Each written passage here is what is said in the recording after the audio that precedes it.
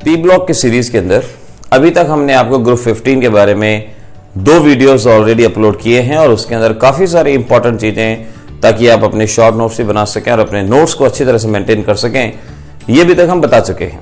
आज बात करेंगे पी ब्लॉक के कुछ इंपॉर्टेंट लेक्चर्स की, इंपॉर्टेंट स्ट्रक्चर्स की। आप इन स्ट्रक्चर्स को यहाँ पर बनाना सीखेंगे।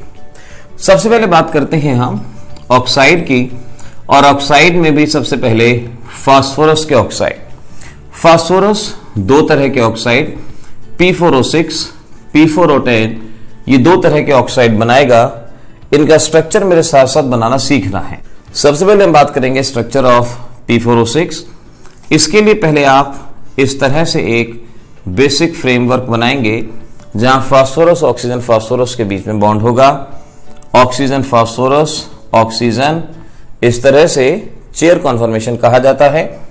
इस ऑक्सीजन के ऊपर लिखेंगे फास्फोरस, फास्फोरस के ऊपर ऑक्सीजन, फास्फोरस के ऊपर ऑक्सीजन, फास्फोरस के ऊपर ऑक्सीजन।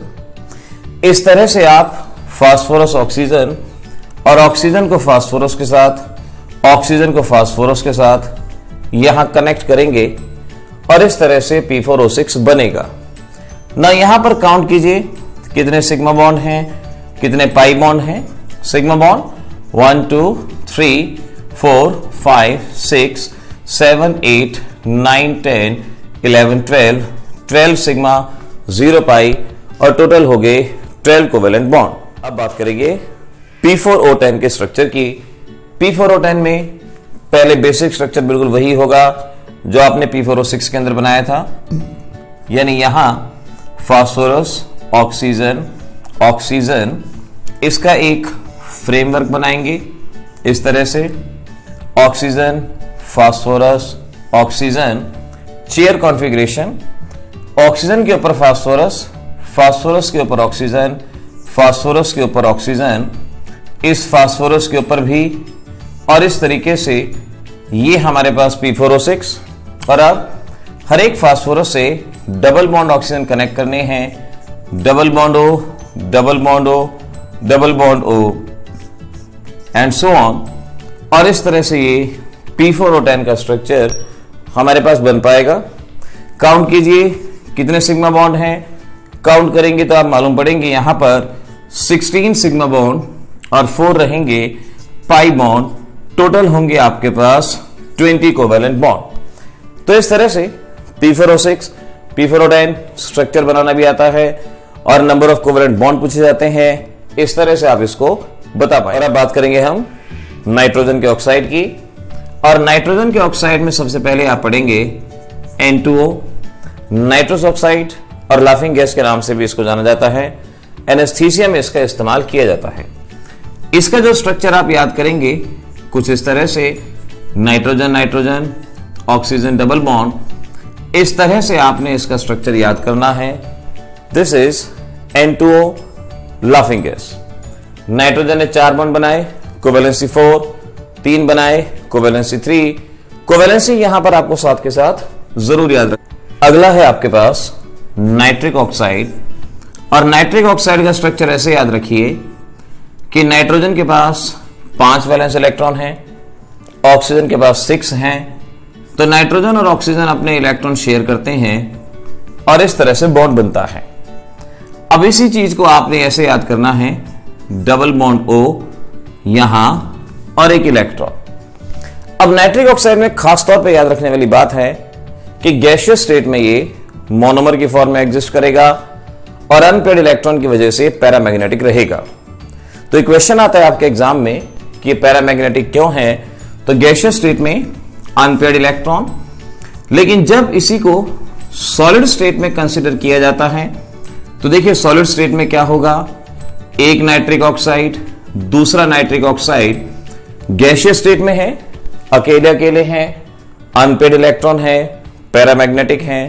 लेकिन जब इसे लिक्विफाई करेंगे, सॉलिडिफाई करेंगे, मॉलिक्यूल आसपास आएंगे, इनके इलेक्ट्रॉन पेयर अप हो जाएंगे, एक डायमर फॉर्म होगा और इस वजह से ये डायमैग्नेटिक बनेगा।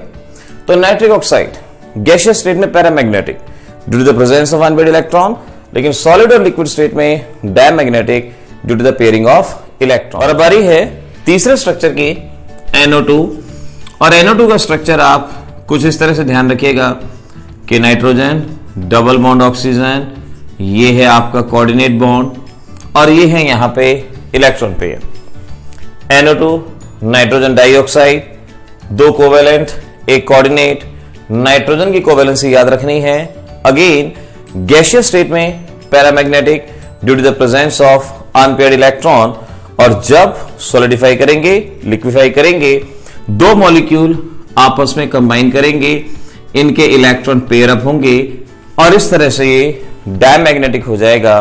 सो NO2 गैसियस स्टेट पैरामैग्नेटिक और solid state liquid state diamagnetic. ऐसा क्यों?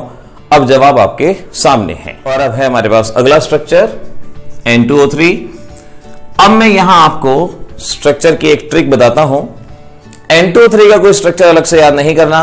सिंपल मान लीजिए कि ये मिलके बना होगा NO और NO2 के साथ। तो देखिए मैं आपको स्ट्रक्चर बनाना सिखाता हूं। ये है मेरे पास NO2, जहां नाइट्रोजन के पास इस तरह से 2 ऑक्सीजन, और एक है मेरे पास NO का स्ट्रक्चर मैंने अभी आपको बताया था कि गैसियस स्टेट में कुछ इस तरह से होता है। तो इसका अनपेयर्ड इसके अनपेयर्ड के साथ कंबाइन करेगा और यहां इस तरह से बना दीजिए नाइट्रोजन नाइट्रोजन में सिंगल बॉन्ड, और ये बना N2O3। N2O3 में कोवेलेंसी इसकी 4 और इसकी 3। अब बनाने हैं अगर रेजोनेटिंग स्ट्रक्चर, किसी एक स्ट्रक्चर को पलट दीजिए, ये रेजोनेटिंग स्ट्रक्चर बन जाएगा नाइट्रोजन यहां इस तरह से और डबल बॉन्ड और फिर यहां सिंगल। तो ये बने इसकी रेजोनेटिंग स्ट्रक्चर। एग्जाम्स में रेजोनेटिंग स्ट्रक्चर बनाने भी आते हैं, डायमैग्नेटिक पैरामैग्नेटिक के ऊपर भी क्वेश्चन आता है और कोवेलेंसी पे भी। सभी चीज सामने के सामने होती जा रही है। अगला स्ट्रक्चर है N2O4 का, और ये स्ट्रक्चर भी बिल्कुल उसी ट्रिक से बनाना है। N2O4 जैसे कि फार्मूला ही बता रहा है NO2 का डायमर, तो 2 NO2 के स्ट्रक्चर बना दीजिए और उसको डायमर फॉर्म करना है। एक NO2 ये रहा, एक और NO2, और यहां पर दोनों के अनपेयर्ड इलेक्ट्रॉन पेयर अप हो जाएंगे और इस तरह से ये N2O4 का स्ट्रक्चर। रेजोनेटिंग स्ट्रक्चर में इसको रोटेट कर दीजिए, या तो इसको या इसको, किसी एक को। हम इसको रोटेट कर रहे हैं और ये बनेगा इसका रेजोनेटिंग स्ट्रक्चर। इस तरह से ये यहां पे फॉर्म होगा। कोवेलेंसी पे क्वेश्चन खासतौर पर पूछा गया है और इसकी कोवेलेंसी 4 रहेगी। सिमिलरली आपने N2O5 का स्ट्रक्चर बनाना है और इसकी भी ट्रिक जान लो। N2O5 का मतलब एक NO2, एक ऑक्सीजन और एक NO2, 2 NO2 और एक ऑक्सीजन को मिला के ये स्ट्रक्चर बनेगा। एक NO2 हम इधर बना देते हैं, ये रहा। ऑक्सीजन के पास 2 अनपेयर्ड इलेक्ट्रॉन होते हैं और एक NO2 यहां, ये है मेरे पास 2 NO2 और एक ऑक्सीजन। अनपेयर्ड इलेक्ट्रॉन बॉन्ड बनाएंगे, अनपेयर्ड इलेक्ट्रॉन बॉन्ड बनाएंगे, और ये रहा N2O5 का स्ट्रक्चर। और रेजोनेटिंग बनाने के लिए किसी एक बॉन्ड को रोटेट कर दें तो इसका रेजोनेटिंग स्ट्रक्चर भी यहां तैयार है। यहां कोऑर्डिनेट बॉन्ड वाला ऊपर चला गया, ये इधर, और इस तरह से ये इसका रेजोनेटिंग स्ट्रक्चर। तो नाइट्रोजन के ऑक्साइड के सभी रेजोनेटिंग स्ट्रक्चर कोवेलेंसी के साथ, क्या क्या कोवेलेंसी, डायमैग्नेटिक पैरामैग्नेटिक, इस तरह से आपको लर्न करने हैं। तो इस तरह से इस वीडियो के अंदर हमने ग्रुप नंबर 15 में से कुछ बहुत ही ज्यादा इंपॉर्टेंट स्ट्रक्चर आपको बताए हैं। इन सभी स्ट्रक्चर्स को आपने बार बार बना के देखना है। नाइट्रोजन फैमिली में ऑक्साइड और एसिड, इन दोनों के स्ट्रक्चर इंपॉर्टेंट हैं और ऑक्साइड के सभी स्ट्रक्चर अभी आपको हमने सिखा दिए। इनमें कोवेलेंसी, कितने सिग्मा बॉन्ड, कितने पाई बॉन्ड, कौन डायमैग्नेटिक, कौन पैरामैग्नेटिक, ये आपको अच्छे से याद करना है। देखते रहिए ऐसे ही हमारे चैनल। आगे आने वीडियोस में और भी इंपॉर्टेंट बातों के बारे में बात करेंगे।